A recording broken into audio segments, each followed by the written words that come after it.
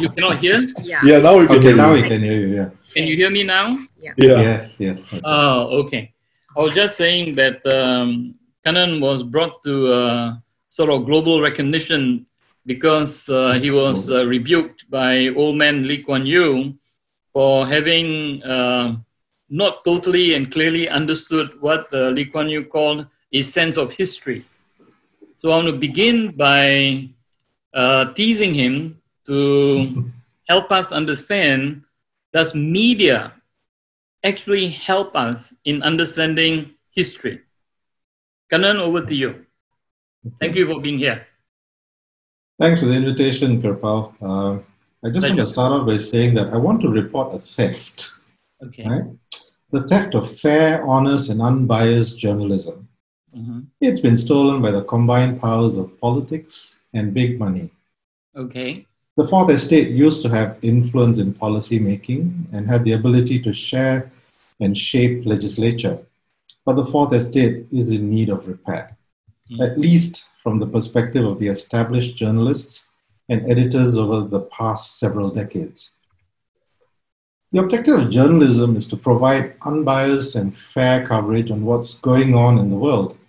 So to ensure everyone is able to make up their own minds, right? But a thinking population is sometimes deemed a dangerous population. So the best way to manage that for governments is to control that flow of information. I consider the press freedom statistics put out by Reporters Sans Frontières in the Press Freedom Index in the top 3 or 4 countries are Scandinavian, Norway, Finland, Denmark. Further down, you have Australia in 26, South Africa in 31st, UK 35, USA 45. Then when you look at where Singapore is, at the bottom of this list is North Korea in position 180. Wow. China is at 177. Singapore is at 158. And above us are Brunei, India, Thailand, Myanmar, Philippines, Indonesia, Malaysia, and Hong Kong. Wow. So, despite what's being said about the media space and everything else, we are clearly not shaped and functioning in the way that a true media should be. So most of the countries in the lower rungs have media that are controlled either directly or indirectly by governments. Governments control the main channels of information flow. They fill it with what they wish to communicate, and also to put the competition in the worst possible light, to their advantage, of course. Right? And in Singapore, of course, there's POFMA, Protection from Online Falsehoods and the Manipulation Act, which is a bit of a one-way system for authorities to address their take on fake news. So in the freer world, big businesses buy media and do the same thing, right? But their aims are often a bit more commercial, although over a period of time, some of these big firms will become aligned with the governments as well. So generally, in the past, the narratives were controlled for political gain and to weaken or silence the opposition. Then in 1998, along came Google, offering a service to connect people with various desires that they might want to look for things. And today it handles more than 70% of worldwide online search requests. In 2004, Facebook started the whole thing with social media. The iPhone came in 2007, and that brought all these devices and wonderful ways of connecting with the world together. So it brought devices, information, and people into an endless cycle that still carries on to today and just keeps spiraling upwards. Social media is about connecting people, and that's added to the mix. In all of this, no matter how much people have their faces stuck in their devices, they are still communicating. They still want to reach out, they want to share, and they want to do as many things as possible. So, but then what has happened, of course, now is that with the social media and all these platforms, a lot of the news is being channeled into that space. News agencies found it very convenient. It could reach more people. But then not realizing that what was happening was there was a tangled web that was being spun by the World Wide Web. All right. it's a web of opportunity as well, right? Oh, you okay? Yep. So while on the one hand, it's opened up avenues to reach out with products and services, it has also meant that the income streams for media agencies are being cut off, being sort of choked. So what's happened now is that a lot of media companies have folded, right? Many have closed, many have had to reimagine what they're going to do, while the likes of Facebook and Google take up the advertising dollar. They're reaching the people that they want, which is what the products want to be done. So, so while the Google and Facebooks of the world have provided a platform for media companies to play and for everybody to participate in, they have been stealing a lot of the limelight. They have become the means of communication. First thing you do when you get out of bed is probably check your mobile phone. It could be messages, it could be your social media posts or whatever. When was the last time you got out of bed and opened the newspaper with a cup of coffee, or even turned on the TV and watched what was on the news? Right, so it's all shifted. So you know, this whole change, it's the way the world is, right? The world is constantly changing. It has to evolve. It has to move. So it's not necessarily a bad thing. Imagine if we had COVID at a time when we didn't have all these social media and these advantages of the web and connecting with people digitally, we would really be stuck. We would be forced to sit looking at the four walls and just those few people that you have in the room, and hopefully you can get along with them, and unable to do much else. You couldn't order much food in. You need to depend on the phone and whatnot, and you never know what kind of reliability that's going to offer. So I think, you know, it's a bit of a simplistic description of what's going on, but it's a constant shift. You know, I think for those who like to ride the storms of change, these are exciting times. And for those who are stuck in a box, be careful the box doesn't collapse on you. So over to you, Kripal.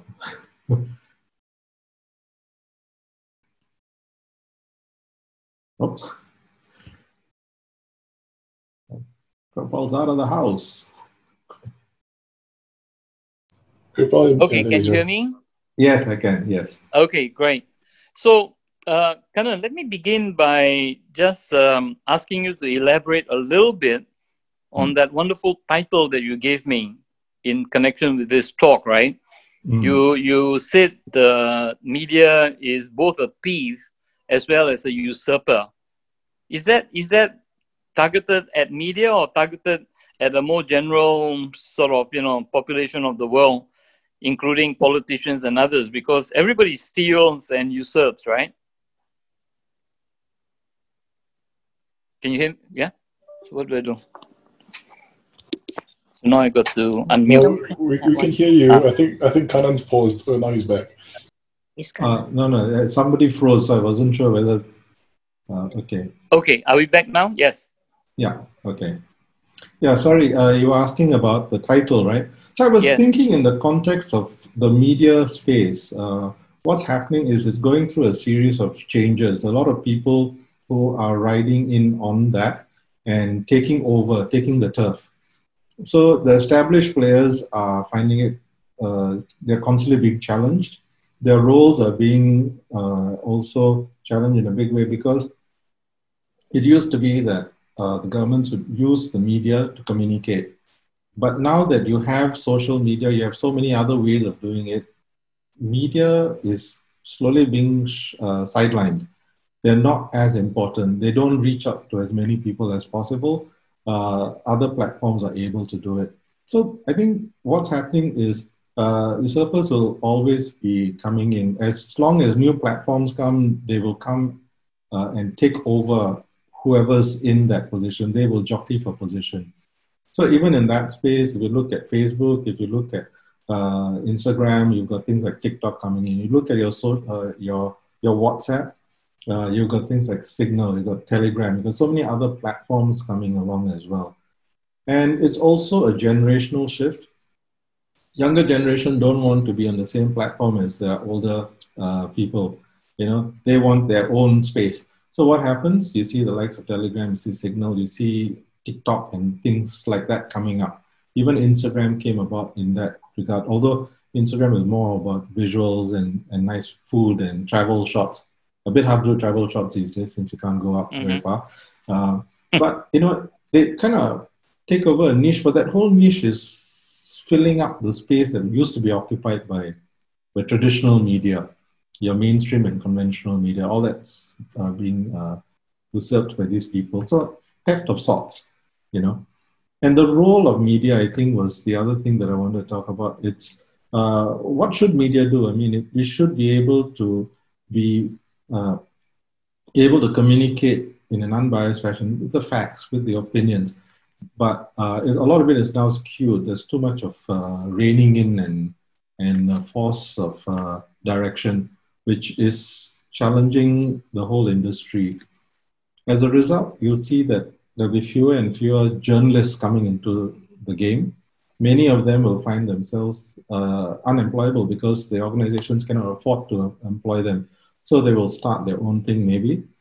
But then there are others who are coming on, and barrier to entry is very low, right? You can just start up a channel very quickly and get up and running. You get the hit, you become popular, and you're off. So you can start making money off the system that has been created by Google and Facebook and the likes. So in that regard, as an industry, it's also being overtaken. So what is media actually usurping? I think it's the media that's being usurped. Oh, by I see. Other people. Yeah. So I think media will still play a part in trying its best to inform in its own way, but it's the people manipulating media who will be sort of directing the kind of tone and content that's going out. So usually the traditional guys manipulating media have been governments on the one hand and mainly businesses on the other, right? Yeah. And quite often they are in tandem. And so basically the non-participants, just like simple guys like us, we are almost at not only the receiving end, but also I suppose at the bullying end, right? We might be bullied by media and media conspiracies. So what have you got to say to that? I think this need to impose their will upon somebody is always there. You know, so if you look at even back when I was with the Straits Times and I did the thing on the 25 years of nation building. Yep. It was a series of documentaries. I was covering the media space at that time, and I was sort of doing reviews of the TV shows and things like that. So I reviewed it as a product, as a TV series. So it was purely and is artistic and well, okay, there was of course some historical and all that kind of stuff, merit to it. But I suppose what irked them was the fact that I said I was not convinced by the production that I should feel something about it, feel the patriotism or the fervor or whatever it is. But I was commenting upon it as a product, right? Of course, then Lee Kuan Yew then got quite upset, and in Parliament was asking who is this person? He doesn't understand the history of Singapore and what is built. It's not that I don't understand it, but it's just that do you want to read so much into everything all the time? You know, how much of it do you want to push down people's throats before they get fed up? Of course, at that time, there weren't very many options. You know, you either watch TV or you read the papers or read some magazines, right? You didn't have all the social media and everything else that would give you something else to do. So there's this sense of the power that comes with position needs to be managed. I think that power distribution is being reshaped by all the other factors out there, the technology that allows you to do different things, that allows you to not have to listen to what you've got to say, but have a point of view as well, and be able to state that on your own platforms. So it's there are so many avenues for people to state their case, and which also means there's so many avenues for people to understand what's being said by different parties, so you can make up your own mind in that way.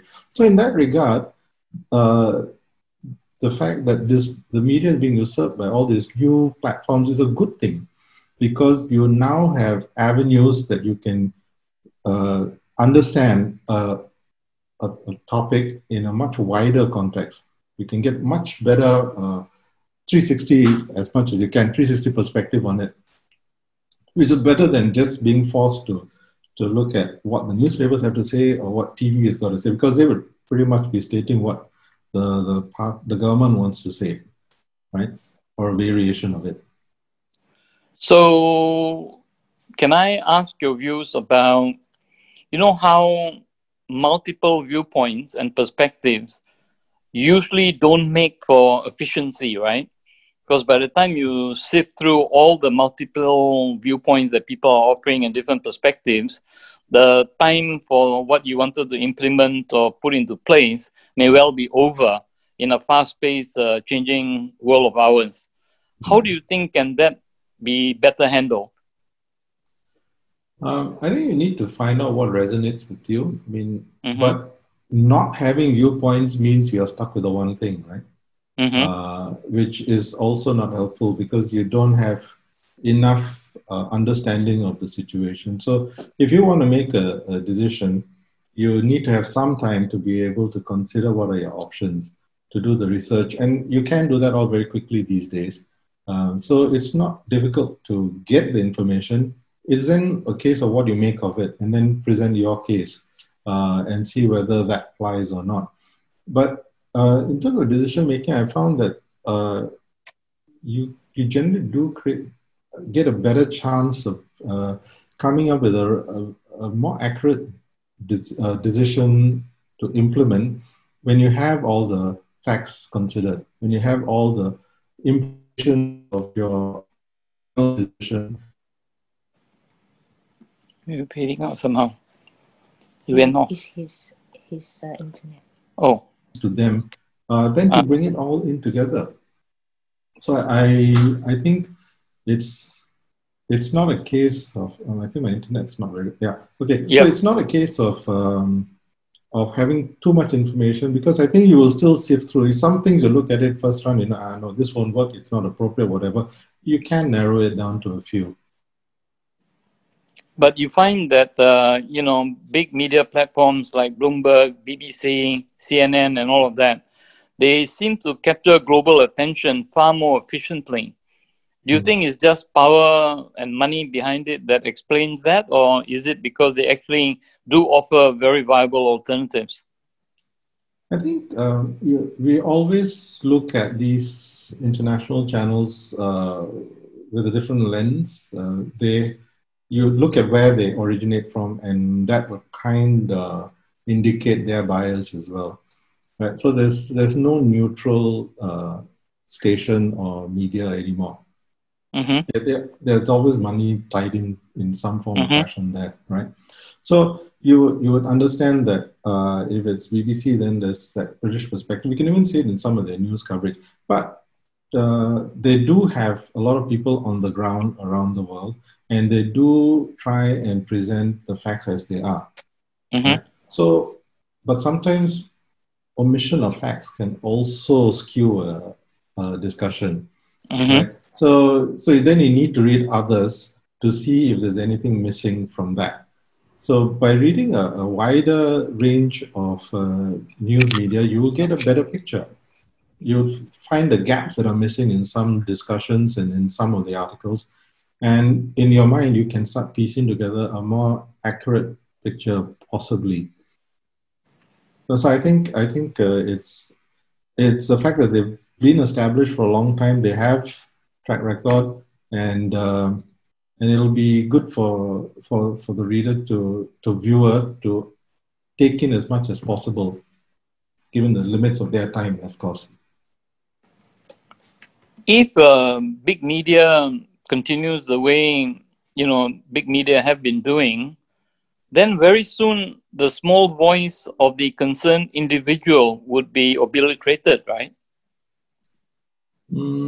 Sometimes there's a the barrier to entry is quite low, right? If you have something to say, you can start a web channel, you can go on YouTube, you can start doing these sort of things. There will be controls that will start coming up, I'm sure. Already, I think Facebook is facing some of that.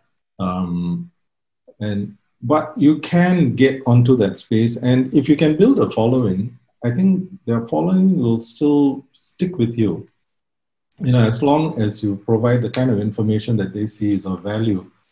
I think increasingly the big media will be losing ground as well. I mean, not the main big media like BBC and all, but I think you look at mainstream media in Singapore, they are losing ground. So they are forced to reevaluate how they report on things, how they comment on things. So you're seeing, and that's because the money is being taken away from them. Advertising is going to other routes. So they hope to draw readership in. So the New York Times has been doing it, and they've seen some progress in how their paid subscription model is working. It seems to be gaining some traction. But why? Because they've got good journalists, they've got good articles, they've got a content that people want to read. Right? So people don't mind paying a bit to get into that space to be able to read that content. But if it's just general stuff and you put it behind a premium paid, well, nobody's going to bother. They're not going to pay, because at some point in social media, somebody will post it, somebody will talk about it, and you'll just get an understanding of what was said anyway, right? So you don't really need some of these news platforms. So I think increasingly the role of the news media, well, some of them, the big ones, will be able to actually give the news. The smaller ones will have to start looking at commentaries and op-eds to weigh in so that they can give a different take on what's taking place. And this is where the question of legislation comes in, right? Because if I want to offer an alternative perspective to a view that may have been enunciated in the media, sometimes I don't have the capacity to get all my facts right, but I may in spirit be making a right point. But because my facts may be a little bit erroneous, I might be taken to task and face legal suits. And therefore, the next person who may want to do the same thing will be, scared and not do it. And therefore, there is a kind of tendency that I think is somewhat worrisome, because it could move to a monopolistic kind of media control, right? It was already there for quite a while. It's been monopolistic for quite a while. In fact, and yet it's supposed to be more now. liberating, right? It was meant to be liberating. Yeah.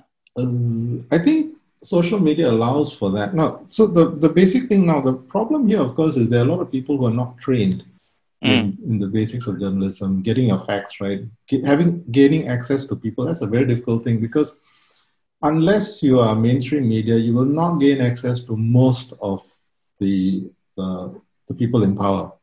Right. Because for various reasons, they may know you, or they know what your viewpoint is going to be, and they know that they can, you'll say the right things, you report the right things. Whereas a loose cannon, they don't know. So they don't touch you. So you can't, it's very difficult to gain access for one. But if you have access to data and facts, how do you interpret that? Based on that, it's hard to come after you, because you're dealing with facts. And I think a lot of the times when these people get into trouble, these blogs and so on and so forth, it's when they are making things up, or when they are assuming too much and not dealing with the data and the facts. So, but of course, gaining access to data sometimes can be a bit tricky as well. And it's sometimes placed in many, many containers. So you really got to have resources to hunt all those containers down and connect all the dots. So What's your personal take on an imaginative interpretation of so-called facts? Because for some people, facts are all fictional anyway. Then write a piece of fiction, you know, write a nice book, a fiction book, and hey, you know, let the reader make up their mind. But because readers tend to be most sucked in by promises of fact, like what I'm telling you is really true, it happened, and this is reality. The book that says, no, what I'm telling you is purely from my head, is all my imagination. You know, more people go for the former, right? Rather than the latter. Yes, but if it's found out that the former is not accurate, then what's the difference?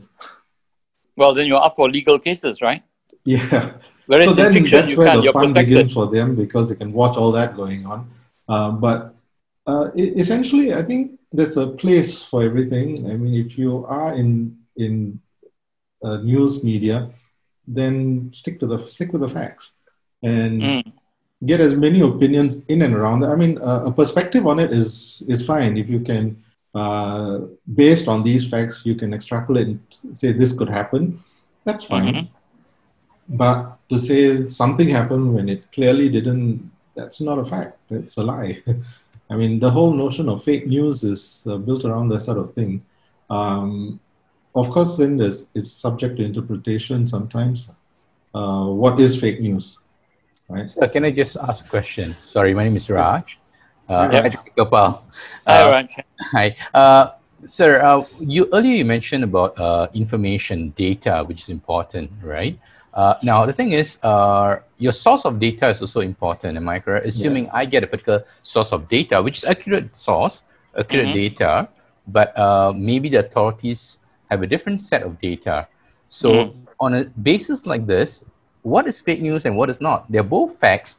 They are not fake, but you can be taken to task for using a particular data, which might not be necessarily recognized by the authorities. Am I right to say that? You're on the spot, Kannan. It's a question of how it's interpreted. It's how it's interpreted, right? If X number of people died or something, it's X number of people died, right? So it's a question of whether you want to say they were blown up or whether they were killed in a different way. That's when all the nuances will start coming into play. And so I think if you're dealing with the facts, then the facts will still remain as they are. They are the facts that are available. If you get another source of data, then you're beginning to question where that's coming from. Then you need to try and find out the source of the data.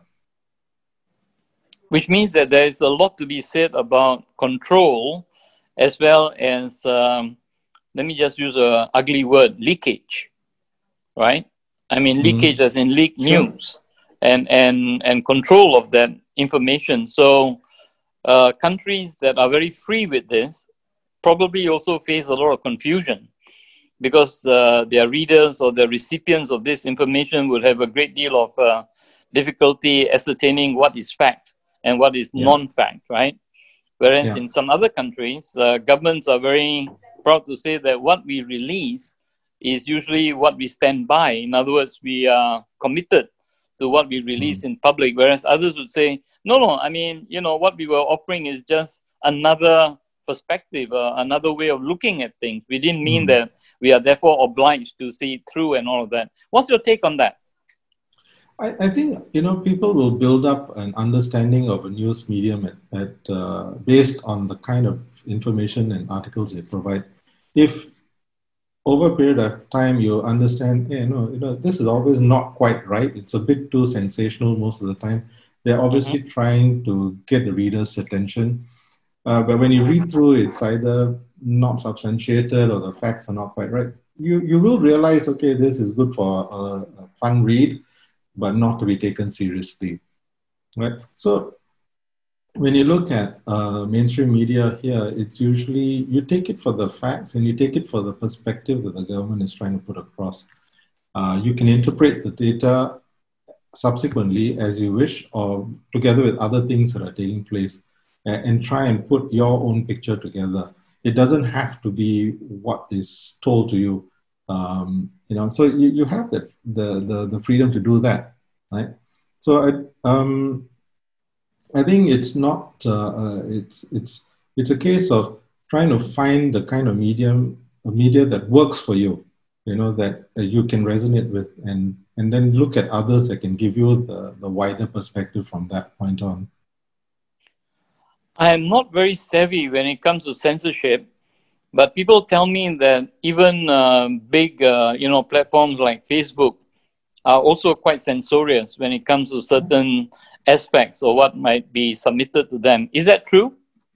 Yeah, they try and control it. They are at the receiving end of usually governments who are not happy with news being fed to a wider group of people that they can't control, right?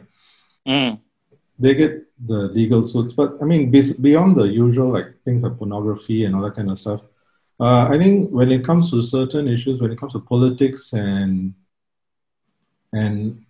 civil political issues and elections and the like, you can't just put it in. Sometimes they'll be following it, they'll be monitoring it, and sometimes you have to state that you are your medium that is covering it in that context, so that the reader will also know that you could have a bias or a certain perspective, and it is not totally free as such.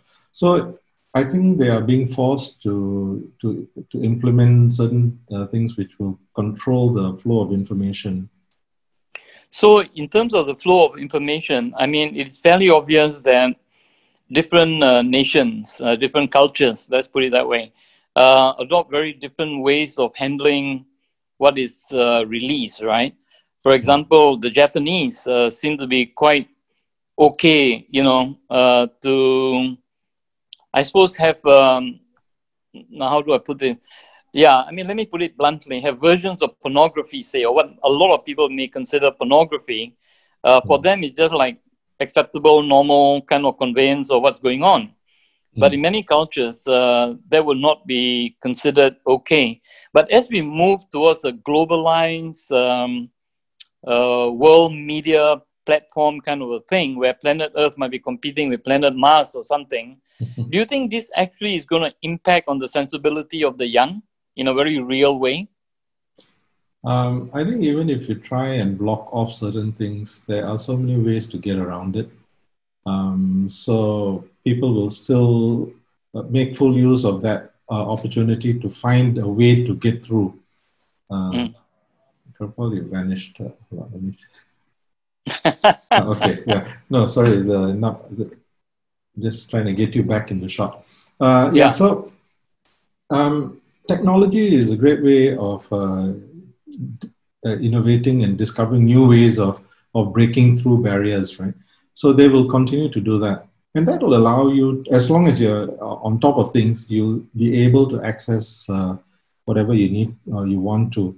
But of course, places like China are quite strict about how they control the flow of information. Even then with VPN, you can still get through to other, your Facebook and your Google. But there will be differences, and I frankly don't see a time when everybody is going to be looking at global media as such. I think the media is still a business. It'll still want to run as a business, and it'll still want to be profitable. And to try and do it globally is much more challenging than it is to try and do it in pockets of activity. Right. I'll ask one more question directly, Kannan, and then I'll hand it over to others who may want to have a different dialogue with you. What's your take on hacking of media? And how do you look at people who are media hacks? I think hacking is quite often people hack because they feel they can, they want to show that it can be done. They want to show that your system is not impervious. I can break it. And they do. After you hack, if the media says we've been hacked, Okay, not good for the media because it's been hacked, but then what, you know? Anything that it sort of covers them for anything that follows on from there. Say we were hacked, so we can't be held responsible for it until we resolve it and we fix the hack. And that's it. No, I think it's just a case of somebody trying to show off their muscle, you know, the ability to break into things. Yeah. What about blockaging? I mean, Facebook, for example, I think has been accused, right, of not allowing certain opinions to be covered on Facebook. Is that true? Yeah. Yeah, I mean, you try and say something bad about Facebook, you find it, it's gone. Zuckerberg has been asked that, right? And he said usually he tries not to, he encourages his colleagues not to censure that one, right? But to give a robust response. Yeah. I think people will try for whatever reason, depending on who's the power behind them as well. Ultimately, you still, no matter how big a corporation you are, you still have to work within the rules of wherever it is you're from. And if those rules change, then you have to comply, right? Otherwise, you can be out of business. So I think they will try and buy as much time, try and get as much elbow room out of that as possible. But at some point, if these things happen, they happen, and they just have to wait it out and see when the next cycle of change takes place that allows them to reintroduce things again and allow them to carry on with their original objectives, perhaps. Right, right. Has anybody else listening in some question or a conversation piece to ask Kannan? Adrian, are you able to hear? Yeah. Actually, I just messaged. Can you ask that question? Yes. Yeah. I was not finished. I was just typing, and then I know since Dr. Gopal asked me to ask, I'm just talking about how Singapore initiated its first Facebook controls. You recall a couple of years ago, and how we came down strong on Facebook, and the whole world was like up in arms. Oh, Singapore is like so controlling. But right now, other countries are doing the same, right? Yeah. So, what's your comment on this? I mean, we were made to look bad. Whether we were right or wrong, but I felt that certain actions were necessary to protect our own. But now we were really like, we got it bad from those countries. Now even Australia is doing that, and Facebook is going to take an action against Australia. So what's your take on that? Well, I think that goes back to the Press Freedom Index to some extent, where Singapore is 158 out of 180. So this was a good example for other parts of the world to say, see, this is a country that suppresses information. So they're now trying to control Facebook. So they're probably coming at Singapore from that direction. But as you say, a lot of other countries are now also imposing things that they feel are not acceptable, and they want some sort of control. But it also begs the question, why Singapore did it, and I think some of that you could have various interpretations of it. But the government has its ideas on what it feels should be and should not be said. But it's very difficult to control that, because even if you control it from a Singapore perspective, nothing's stopping somebody else in another part of the world from seeing it and passing it on to you, right? So it's like, we've got this fence, but you can walk around the side and come in anyway. So sometimes it's for show, But now with all the tracking that's available, no matter where you are, people can track you, right? And say that actually the source was from Singapore, though it seemed to have, been put through on the airwaves or whatever waves, radio waves, TV waves from Norway or something, but it originated from Singapore. So you can still be tracked and apprehended, right? If the people that want to do that are keen on doing it, right? Oh yeah, in other words, there's no protection. There's enough sophisticated gadgetry to find its way, to find you, to locate you if they wanted to. It's a question of how much you're deemed a threat to whoever it is who's out to get you. So I mean, I don't know. It's still a way of communicating. There are so many threats in terms of cyber threats as well that's taking place. So maybe because of that heightened sense of awareness of this, it could be able to catch other things as well.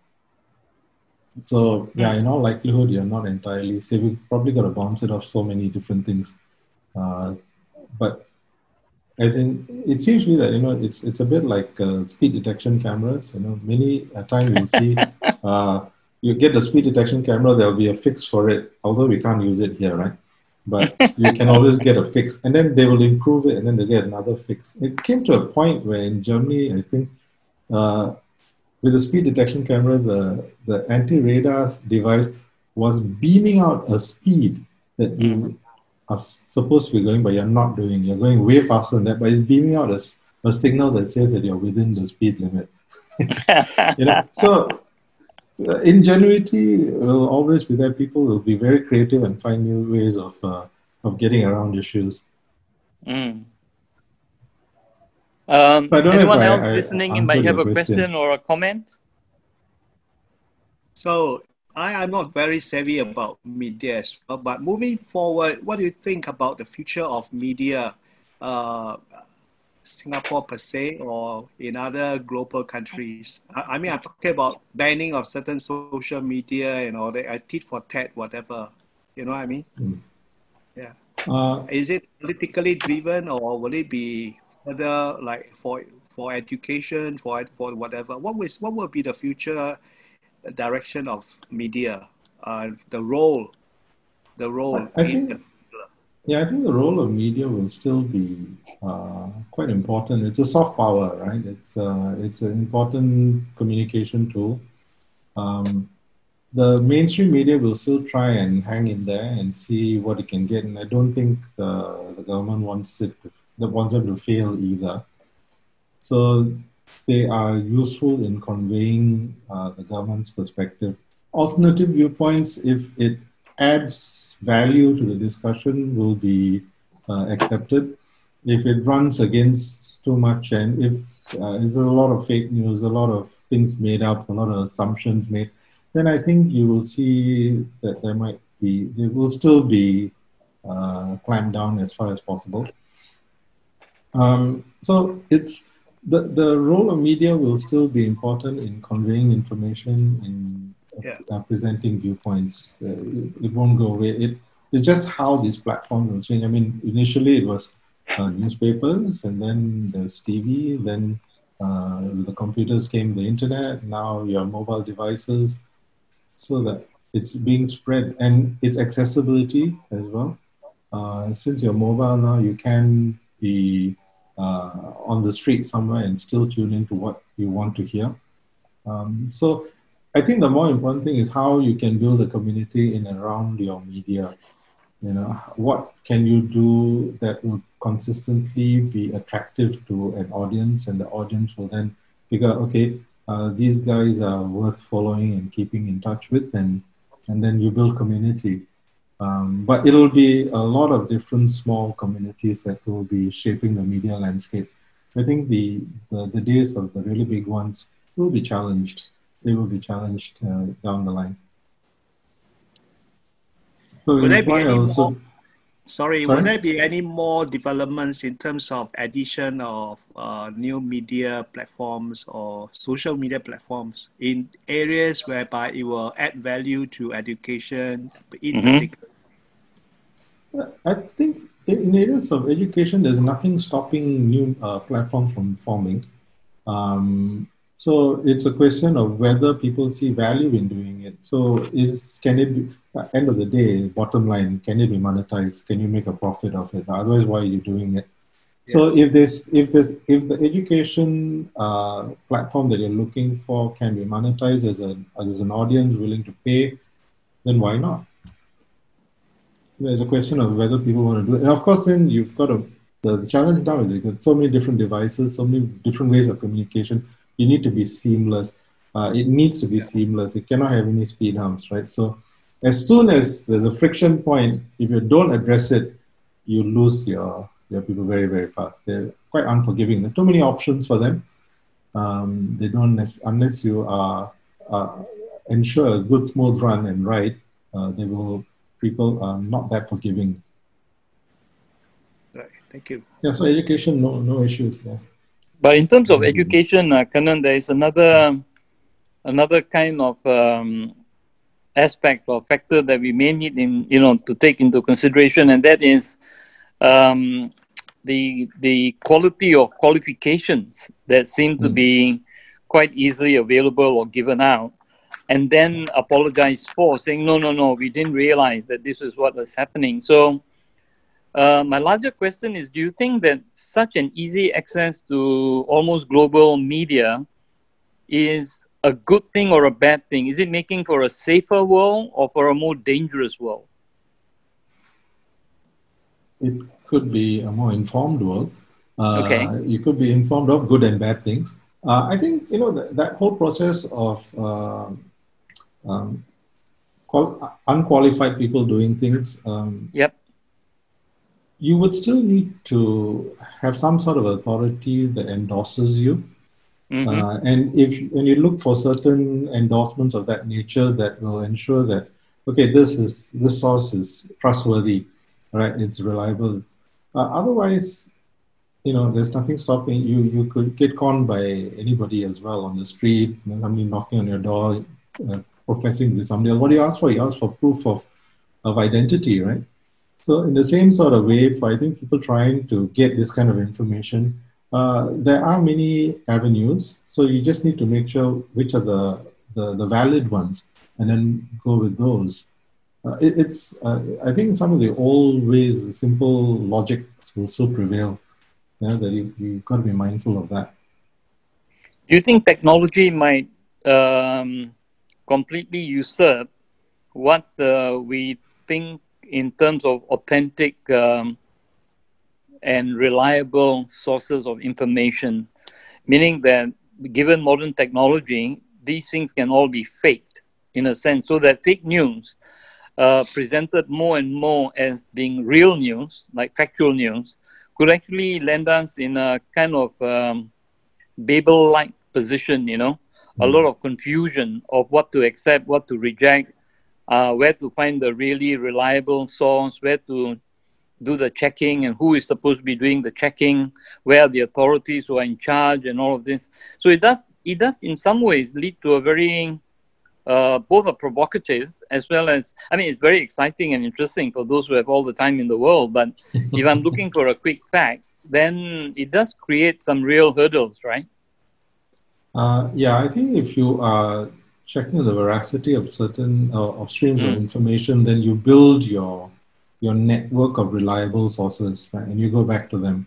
If you're checking on something and they don't show up in any of this, then you have to question whether that thing is for real or not. But technology, we're already in a world where there's so much of this, as you just described, taking place, right? There's so much of fake news, there's so many sources of information. So we still have to go back to which are the sources that you depend on, which are reliable. And, you cross-check. You've got to do some cross-checking to make sure that you cannot just follow one line of thought and assume that it's going to be the only way, right? So now that you have access to so many different websites and streams of information, you need to do some checking on your own. So you've still got to do a bit of work if you want to be very, very sure that what you are going to be using is accurate. And that's where the nub of the problem, I suppose, is, because transmission is becoming more and more instant. And the more checks that we got to go through in order to provide what we may call authentic and real factual information, by then the interest of the hearer or the listener or the reader may be gone, because others may have gone beyond us and, and beaten us to transmitting the information. And because of this, it's like a race in which sometimes the guy who cheats, in a way, actually wins. Yeah, sometimes if you're lucky, you cheat and it pays off. Good for you, But you'll get caught up at some point if you rely on just that to try and stay ahead of the game.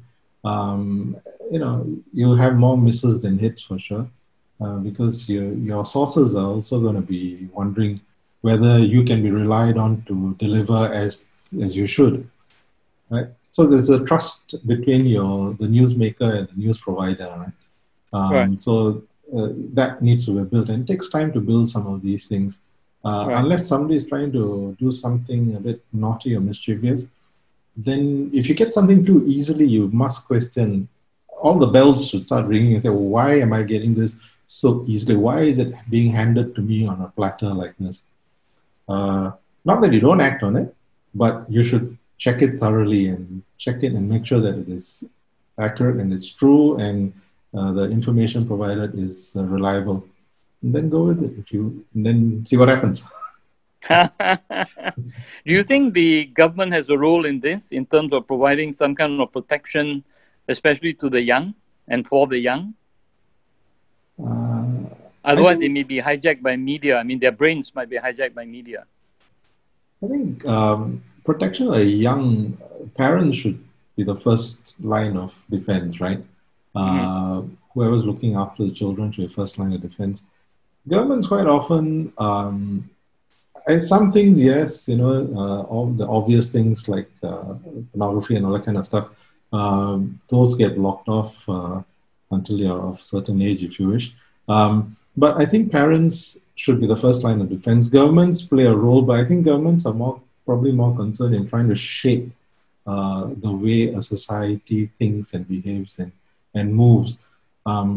But that conditional shaping that they used to do in the past is perhaps a bit too restrictive, and we're now seeing the fallout of that, and the lack of creativity, the very rigorous rote learning in the school system that didn't encourage that sense of creativity. Although I see a lot of very creative people who come out of that as well. Yep.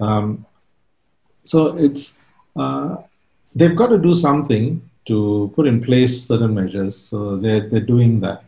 They're trying to stay up to speed with things that are shaping the world as well, and how Singapore is trying to fit into that whole movement, and what needs to be done to continuously shape it. But I think the challenge is trying to effect change sometimes is not so easy, because education is a fairly long process. You want to do something at this point, there's this whole stretch before that is going to be affected and become very uncertain. It'll be on very uncertain ground after that.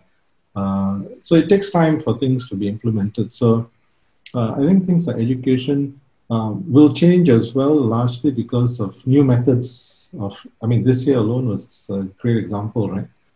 With COVID, people starting to learn from home, to figure out computers, get things in place. So you have to learn from your online platforms, and that's where a lot of education is to be had anyway. Where is your personal position in terms of total freedom for the media? I think I don't see why media should be restricted. I think you can always, for yourself, decide whether you want to follow this media or not. But that's provided they're putting up things that are factual, that have been checked, right? That the information is correct. No, if you're going to make things up, then be a fiction channel, you know. Don't be a news channel or a media platform that is professing to give up-to-date and current news. If you want to be able to do that, I think anybody should be able to provide the information. It's up to the viewer to understand it, take it on board, and make their own decisions. And if there's an age restriction that we want to impose, then impose it. Yeah? Leslie, you have a point of view or question? I just asked a few, yeah. I think, how about this impact of Pokemon, you would like to say about, do you think other countries have this equivalent? In some countries, they just forbid you from doing something.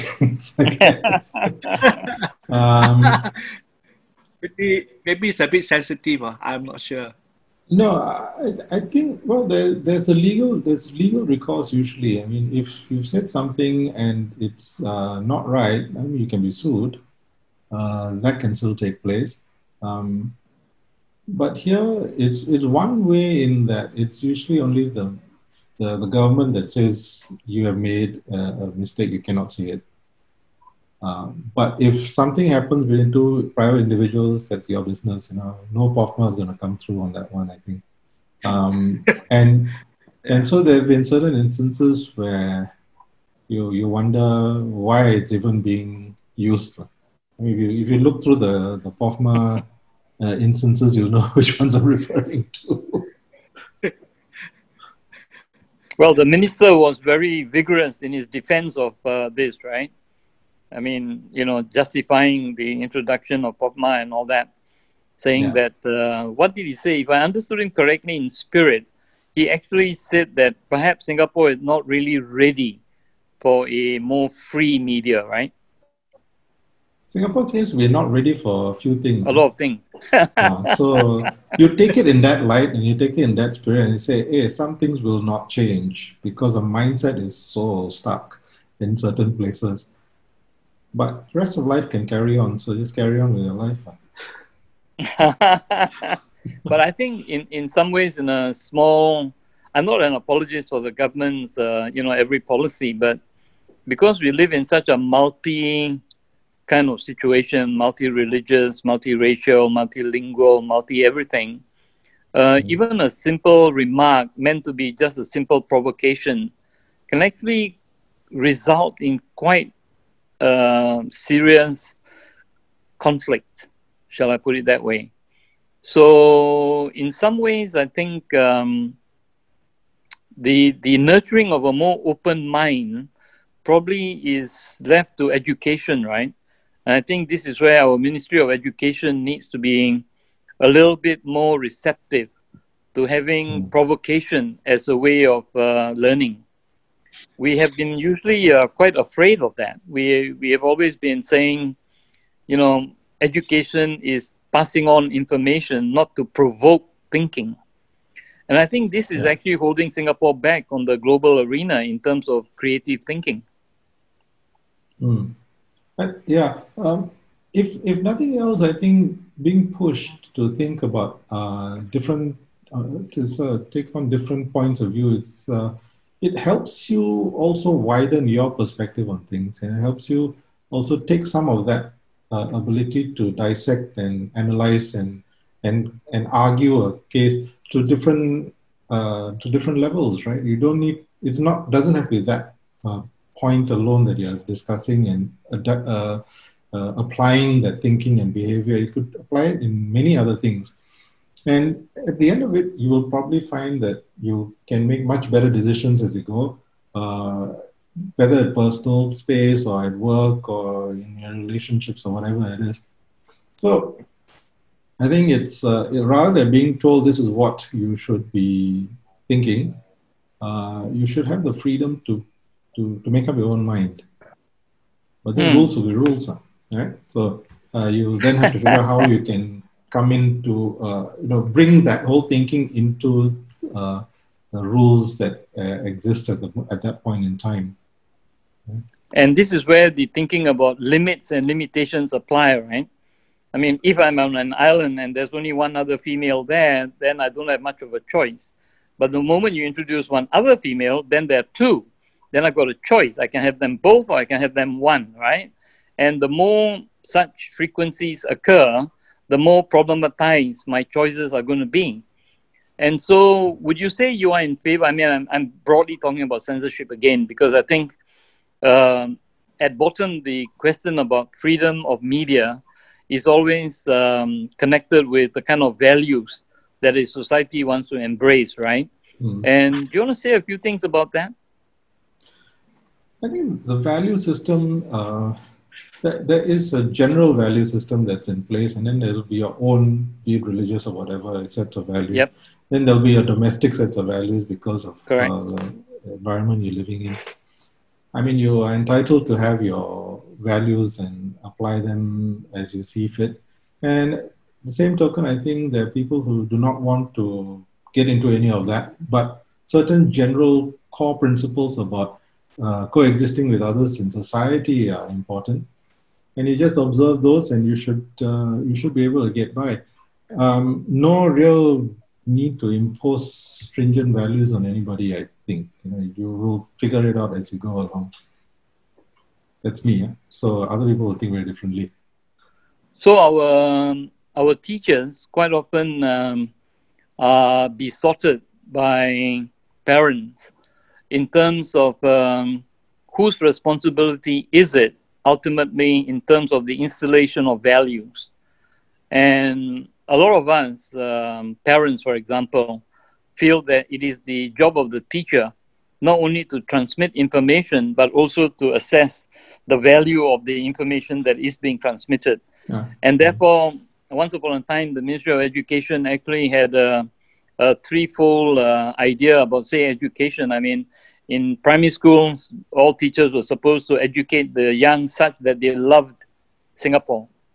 In secondary school, all teachers were enjoined to convey information such that the students will know about Singapore. They get to know Singapore more than just loving it. And then at the tertiary level, the students will be exposed to information that will enable them to lead Singapore. So that was basically the structure: love, know, and lead. Do you think there's some wisdom in sticking to a kind of general formula like this? And should the media contribute to it, or should it be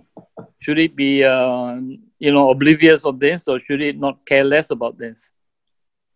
Okay. Like I said, I didn't even know that formula existed. Oh. Dr. Kapal is in the know of some things which we all yeah, I'm sure. Yes, certainly. I mean, if there is such a plan, then I'm sure the curriculum will introduce the necessary means of communicating it. It will reflect it, yeah. Mm.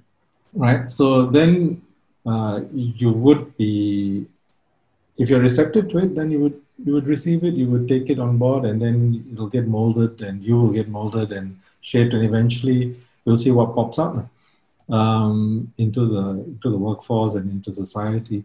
But I think to thrust things like that on people. So I did the session on patriotism in my web chat a few weeks ago, right? Yep.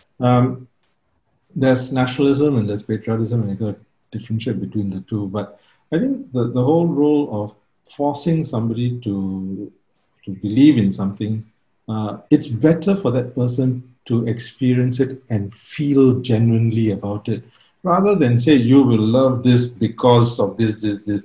But you don't feel any of that. You've not experienced it. You're not touched with any of those sort of things. Isn't it better to be able to actually get into a situation where you do something, you get the reception or the interaction that builds in you, a sense of belonging, a feeling of a desire to want to be within this system. It's a global world now. I mean, at this point in time, you can't travel, no doubt, but it's still a global world in that you can go to many other places once the pandemic has been resolved. You don't have to be here. So you can go to any place that you belong and be a part of that. And of course, you can still have feelings for another place because you grew up there, your friends are there, your memories are there. So why is it that you have to be only one place, make a decision? I think we should be more mature than that. We should be able to appreciate that at different levels. You can have allegiances to different. You could grow up here, go and study overseas somewhere, lived in another place, work there, moved to another country, married some person from that place. Then, so where are you loyal to? Do you have to finally decide that, oh, this is it, you've got to be this one, this loyal to only this? It doesn't make sense, right? Somebody told me, say, Kapal, the reason why many governments do that is that they feel the question of protection comes in. So that if you want me as a government to protect you as my citizen of my country, then there are certain things that I feel that you should be obliged to conform. Otherwise, you got to pick another country. And so far, no country in the world has said that you're not obliged to follow what I say, because every country has a government, and the government lays down the kind of rules, right? Sure. Yeah. No escape from that. Yeah, it's no, but then yeah, there's yeah, you're in that net, you're trapped in that regard, yes. And of course, when it comes to a crime situation, you would like somebody to protect you and be on your side. So I guess where you're born is it. Unless you move somewhere else and renounce and take up citizenship over there. Right? Yeah. We have about 2-3 minutes left, Kannan. Just in closing, I think what Adrian do you think had a question as well, right? Yeah, I did. Yeah. Please, Adrian, ask. I just put it there. I say, in the US, the mediatic sites, for example, I talk about Fox being Republican, CNN being Democrat. Now with Singapore maturing politically, do we ever think that will be something that will happen here in Singapore? Just your thoughts on that. Yeah, I think we first need to have a significant two-party in play. At the moment, we don't. So I think the local media tries to give space to the opposition as well. They're trying hard, but of course it could be better. Yeah. So, but that would mean that the opposition would have to find a news platform or a media that is supportive of them, right? Which may not be the easiest thing to do. With the mainstream media here, it will still be carrying through some of the observations and feelings and views of the party, of the government, right? And I think they feel that is their main role. I think in terms of getting into a situation where you're going to have more than that, we'll have to see. It'll really have to be a case of maturing as a country and also seeing more members of the opposition coming up. Can I just ask a question related to that, right? Now, I'm old school, okay? So I grew up, in the PAP structure and whatnot and all that. And having said that, I was brought up to think that medias like Mothership were basically anti-government, so to speak. I grew up that way, right? But now I realize that Mothership is a lot more accepted, okay? And people are, going more towards that. I suppose Storm Asia would also be accepted the same way also. But, what's happening, how come now people, or rather the government is not coming down hard on Mothership and other organizations like that? Previously, I know they would come down hard. Is that maturity or is that more openness or they sense a change in the whole way? What exactly is happening? It's probably a bit of all of those things, and also I think there may be too many out there. If you continuously go around swatting at everything, you will be viewed as that. And that doesn't look very good in optics-wise if all you're doing is slamming down on everything that comes up. They, on the one hand, say they do want to hear other points of view. So here are your other points of view. So let them be heard. So if it's fake or if it's going on the wrong, going too far off, then they might take some action. But otherwise, I think it's probably good because it's also good for them because they will get the party also gets an understanding of what others are thinking. It's a good way to get feedback on the ground, right? Which may not be coming through their grassroots necessarily sometimes. Right. Yes. Yeah. Right? So I'm sure if things are playing out, they're playing out with intent and some purpose as well. Right. I think that's actually a good note to bring our discussion to a conclusion. So anybody listening in from anywhere who may want to have a last word or say something in closing? No, otherwise I want to take the opportunity to thank Kannan Well, you didn't quite create a storm in this particular session, but I think the weather out there signals that there are storms afoot. So thank you very much, Kannan, for spending time with us, and for everybody else who's been listening in and contributing as well. So keep a lookout for the next session of this kind of a discussion. I hope this virtual thing will be somehow transformed, because I'm still getting used to it. But even virtually, I think it does make sense with all these Zoom possibilities. Yes. So in about 6 weeks, there will be another session, and the theme for that particular session will be announced in about a week or so. Okay. I'm just trying to get the speaker confirmed. All right. So thank you very much, guys, for contributing. And Kannan, once again, a big thanks to you, mate. I can't give you the promise a glass of wine at this point virtually, but have a few virtual glasses on me for now. Okay.